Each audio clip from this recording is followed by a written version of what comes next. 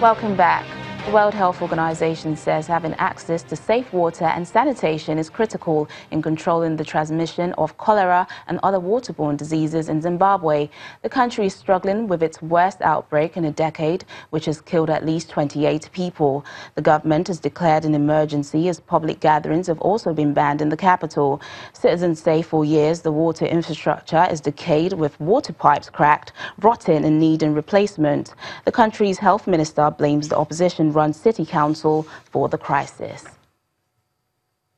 The African Union mission in Somalia is conducting free corrective surgery for people with cleft lip and palate deformities.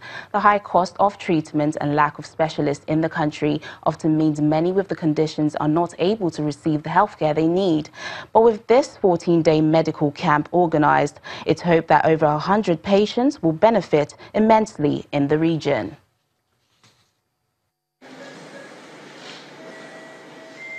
Many Somalis, like this baby, will now have access to free corrective surgery during the 2-week medical camp holding at the Kismayo General Hospital. Doctors from the African Union Mission in Somalia, AMISOM, are conducting the operations in partnership with the international cleft lip charity, Smile Train, and Washington-based company, Bancroft Global Development. These cleft lips are a problem because the child cannot play with other children, he cannot go to school, he's not comfortable with neighbors, and when he grows up, he can't marry or get married. And after that, he can't even work because some people cannot employ him. So when we do one cleft lip, we solve a problem for the family of the child. He can get employment, so his family he's going to make will also exist and also get supported. Cleft lip and palate is a condition that occurs when a baby's lip or mouth does not form fully during pregnancy. It can either be a small or large opening that goes through the lip to the nose, making feeding and speaking difficult. Treatment often entails 2 or 3 operations and involves various specialists working together to ensure that the surgery is successful. Dr. Kiengo says the exercise is expected to help address some of the challenges faced by residents with cleft lip problems. Many of the children with the condition often grow up ostracized by society. I brought him from Bulahaji town located 90 kilometers from Kismayo, and thanks to God, his operation was successful, and I hope he will get even better. There is notable change because initially this place was open, but it has been corrected. I expect a lot more improvements, but as of now, he is healthy and will get better. Somalia is slowly recovering after decades of conflict. Little has been spent on improving public health, education, or infrastructure. In Egypt, 2 women are breaking the social norms by operating a women-led car wash service. The women say the business started off as a revenue-generating scheme, but has now turned into a challenge to prove themselves in the male-dominated business world. Mona Kola and her business partner, Dalia Swelem, began their small business, Wash It, looking for ways to make money, while also challenging the notion that some trades are exclusive to men. We thought of this idea because we wanted to do something that hasn't been done before. And there was also a challenge for us to break the notion that some trades can solely be run by men. This is what pushed us to go through the experience of entering a field dominated by men. Wash It has since become a destination for many customers who need to wash their cars.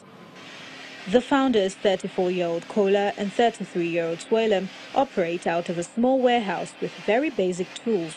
They mostly hand-wash customers' cars, soaping and wiping away dirt with cloths, challenging the idea that this type of manual labor needs men. Car wash services in Egypt are usually limited to men because it's considered manual labor. That's why you always find men in this field. But we changed this idea completely, and we don't feel that it's as tiring because we love it so much. That's why it's not a burden on us. The women say that they first received mixed reactions from people when they first started, with some opposing the idea and many others supporting it. When I'm with a woman, I can speak my mind freely and not be afraid to tell her exactly what I want to be done to my car. At the same time, as a woman, she also understands what I want without me having to say anything at all. Founders of Wash It plan to employ women only, but their service is available to anyone.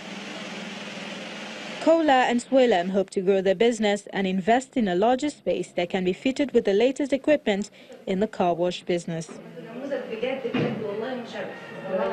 If you're a lover of football, then you might want to listen to this. Back here in Nigeria, over 20 countries gathered in Lagos for the maiden edition of the Freestyle Football African Championship. Freestyle soccer is a sport of skill and artistic expression where a football is dribbled across various parts of the body. You just might learn one or two skills from this, so take a look.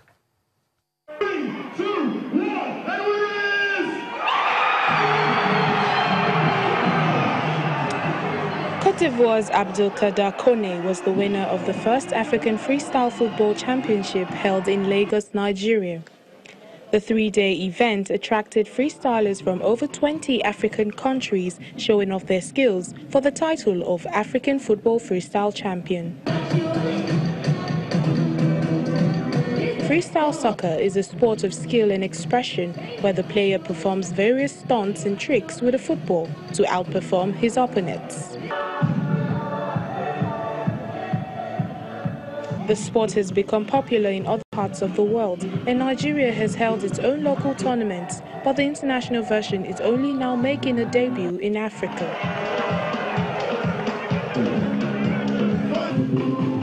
The organizers say they bought the franchise to help the large number of ball-juggling youths in Africa to get noticed and even create a livelihood out of their skill. It's to create an enabling environment for those talented youth, to have a sustainable living.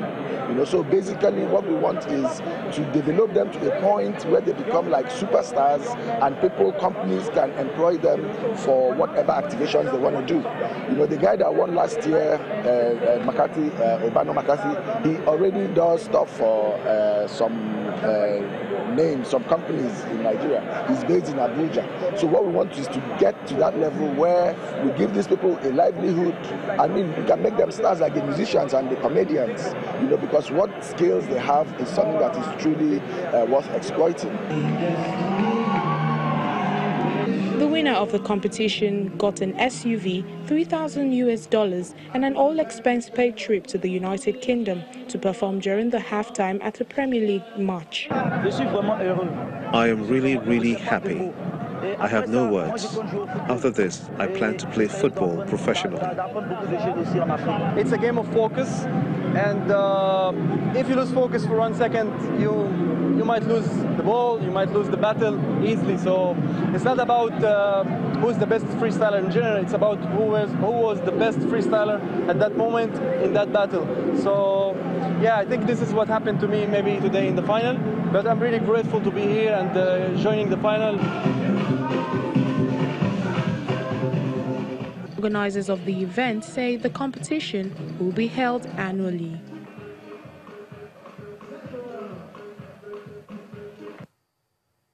I hope to see you rocking your skills next year. Thanks for watching. I'm Teniola Shaboali.